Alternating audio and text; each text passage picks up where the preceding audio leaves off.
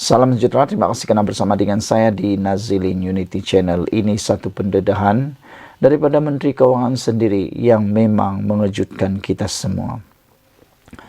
Menteri kata negara kita, Malaysia, berdepan ketirisan subsidi diesel yang serius.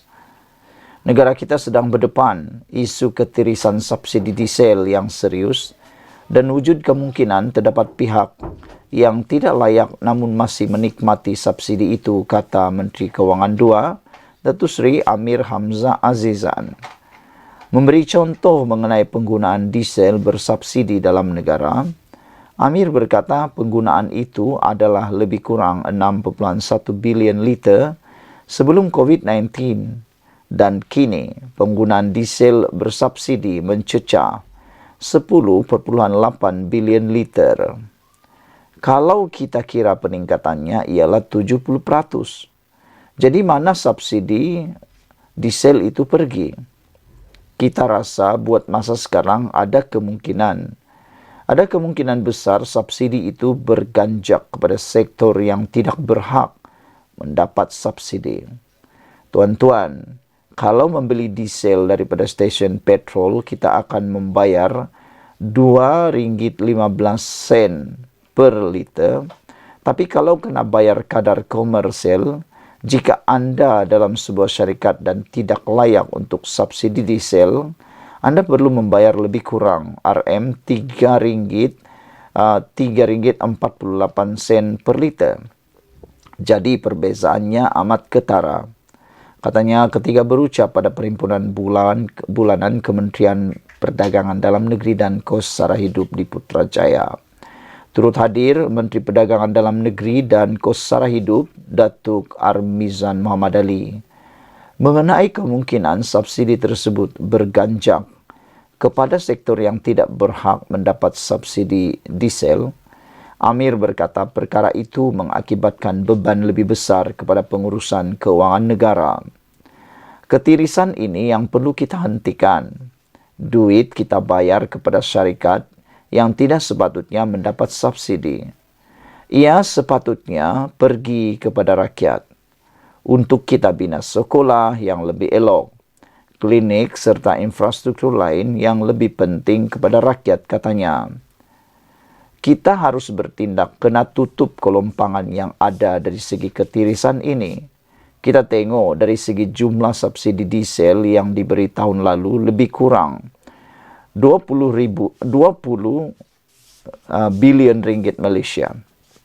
Jadi kalau kita dapat potong setengah pun, alhamdulillah, katanya. Dia berkata kerajaan Madani akan berusaha untuk menjana hasil yang lebih, mengurangkan ketirisan dan menyalurkan dana ke saluran yang menguntungkan kepentingan rakyat dan negara. Katanya lagi Malaysia mempunyai peluang untuk keluar daripada kekangan ekonomi walaupun mengambil sedikit masa serta menekankan perlunya untuk berterusan usaha untuk mencapai hasrat tersebut. Sebab itulah dari segi pihak kerajaan antaranya melalui Kementerian Pelaburan, Perdagangan dan Industri, kita telah berusaha untuk menarik pelabur datang ke Malaysia. Alhamdulillah tahun lepas kita lihat pelaburan diluluskan, berada pada satu tahap yang tinggi dan tidak pernah lagi dicapai sebelum ini, yaitu sebanyak RM329.5 bilion, katanya. Dia berkata kerajaan turut memberi tumpuan untuk memperluas hasil dan usaha itu sedang dilakukan menerusi cukai perkhidmatan yang telah dinaikkan kepada 8% berkuat kuasa 1 Mac lepas berbanding 6% sebelum ini. Sekian dulu untuk kali ini. Jangan lupa tinggalkan komen anda, tekan butang subscribe. Kita jumpa lagi. Bye-bye. Salam sejahtera.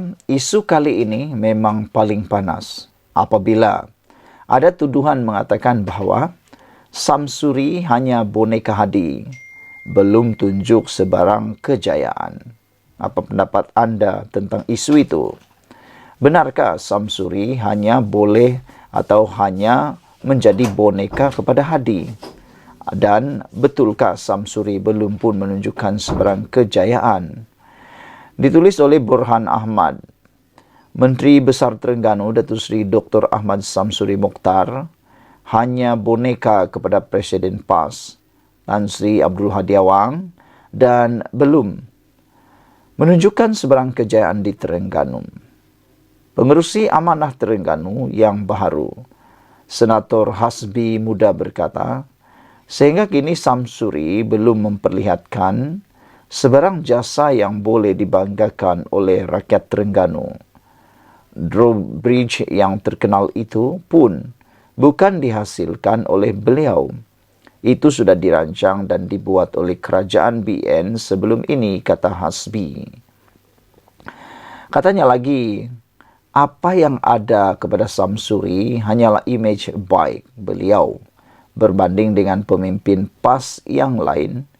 Apabila beliau dilihat membawa image sebagai seorang profesional dan menolak politik takfiri yang melingkungi image parti itu sekarang. Dr. Sam ini, dia bawa image baru kepada PAS. Saya difahamkan gagasan budaya politik matang dan sejahtera juga yang kuat mengangkat beliau. Maknanya, kita jangan melabel orang, jangan takfiri, kata beliau. Cuma sejauh mana kekuatan Dr. Sam dalam PAS itu masih jadi persoalan, kata Hasbi dalam satu sesi podcast dengan beliau. Menurut bekas calon amanah di PAKA itu, Samsuri belum menunjukkan sebarang hasil sebagai Menteri Besar Terengganu. Bukan belum berjaya, belum ada hasil pun, kata beliau. Dari segi politik pula, Samsuri hanya boneka hadis saja, katanya. Secara kasarnya, dia hanya boneka Hadi Awang. Hadi Awang tak boleh jadi Menteri Besar. Jadi Dr. Sam ini orang dia, kata Hasbi. Menurut Hasbi, penghormatan orang kepada Samsuri adalah kerana dia orang Presiden PAS. Sebenarnya, kata Hasbi, Samsuri sendiri tidak boleh mentadbir atau menguruskan perhubungan PAS Terengganu. Parti PAS terpaksa melantik orang lain yang lebih senior, yaitu Senator Husin Awang sebagai Pesuruhjaya PAS Terengganu untuk mententramkan pergolakan di Terengganu. Kalau dia ada kekuatan untuk memimpin, dia sepatutnya menjadi Pesuruhjaya PAS Terengganu.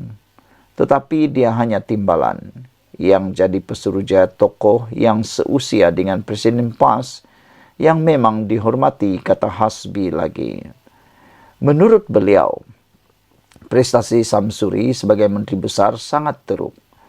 Ekonomi umpamanya kalau Selangor sumbangkan KDNK negara 25,5%, manakala Terengganu 2,5% saja. Itu pun sebagian besarnya adalah hasil petroleum. Industri juga tidak kelihatan di Terengganu. Kalau industri pun terbelakang, pertanian juga teruk. Beras Terengganu pun hanya 50,000 ton metrik setahun pengeluarnya. Telur pun tiada, dia baru nak buat saja. Jadi tidak ada prestasi yang boleh dibanggakan, katanya.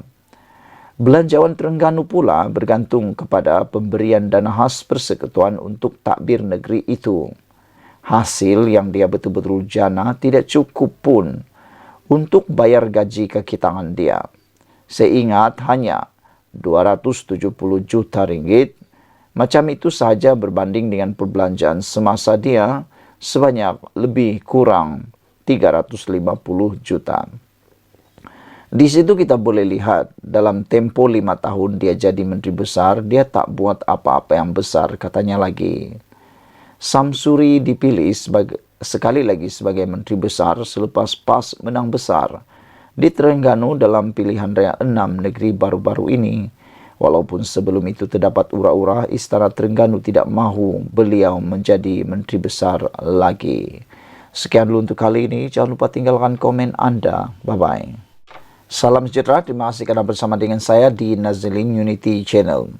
Ada orang kata isu kali ini dah benar-benar melampau. Ada juga kata isu kali ini dah benar-benar menunjukkan bersatu semakin lemah dan bakal akan digantikan. Ada juga yang kata, adakah dengan isu kali ini akan menyebabkan Parti Bersatu terasa hati lalu melarikan diri merajuk. Saudara-saudara sekalian, isu tentang konsert Taylor Swift yang mana telah menimbulkan pelbagai perdebatan, bahkan menimbulkan pelbagai pendapat daripada kerajaan, daripada pembangkang, daripada Parti Bersatu, daripada PAS, akhirnya menjadi satu perkara yang menjadi perdebatan hangat di media sosial. Apabila Tuan Ibrahim menyekolahkan Peja, konsert Taylor Swift, Tuan Ibrahim sekolahkan Peja. Penganjuran konsert khususnya melibatkan artis luar negara tidak boleh dilihat dari segi peluang ekonomi dan pendapatan kepada negara sahaja, tetapi kesannya yang lebih besar menurut timbalan Presiden PAS, Tuan Ibrahim Tuan Man. Tuan Ibrahim berkata, keuntungan ekonomi yang diraih tidak berbaloi jika ia menyebabkan kerosakan yang lebih besar. Kita menentang sebab untung katalah 1 juta ringgit. Tetapi kerosakan tidak boleh dipulihkan dengan nilai 1 juta ringgit, katanya lagi. Kita kena jelas, jangan hanya melihat dari segi dolar dan sen, tetapi perlu juga dilihat dari segi akhlak, kesan kepada remaja, bentuk persembahan yang dibuat, pergaulan bebas yang berlaku. Kerana kita sekarang ini dalam situasi kritikal, katanya kepada Malaysia kini. Antara nilai negatif menurut Tuan Ibrahim yang dipromosi sebelum ini adalah komuniti LGBT dan serta pergaulan bebas. Ahli Parlimen Kubang Krian itu tidak menamakan mana-mana selebriti secara khusus, namun sebelum ini dia pernah menyuarakan bantahan serupa berhubung persembahan Coldplay di Kuala Lumpur pada November tahun lalu. Dia mengulas kenyataan timbalan Presiden Parti Bersatu Ahmad Faizal Azumu yang Malaysia gagal merebut peluang apabila terlepas untuk menjadikan negara sebagai tuan rumah bagi konsert The Eras Tour yang membawakan penyanyi Taylor Swift. Menurut Faizal, negara mengalami kerugian jika terus gagal memanfaat ruang yang ada untuk membolehkan artis antarabangsa mengadakan persembahan di negara ini.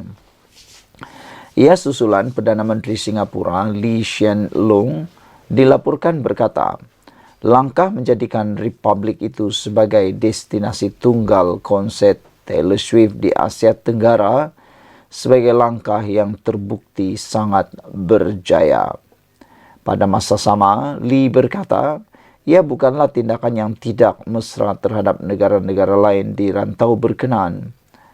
Untuk rekod, konsert The Eras Tour Taylor Swift akan diadakan selama 3 malam berturut-turut di Republik berkenaan mulai 5 Mac lalu. Menyifatkan pandangan Faizal sebagai bersifat peribadi dan tidak mewakili Bersatu, Tuan Ibrahim sekali lagi menegaskan PAS bukan semata-mata menentang persembahan atau konsert, tetapi apa yang kita tentang adalah nilai yang dibawa. Apakah nilai positif bagi rakyat atau nilai negatif bagi rakyat, soalnya lagi. Mengulas lanjut, dia berkata kerajaan tidak perlu terlalu menyanjung artis luar negara, sebaliknya turut membangunkan bakat tempatan dengan membangkitkan kumpulan nasyid raihan yang sebelum ini pernah mengadakan persembahan di banyak negara luar.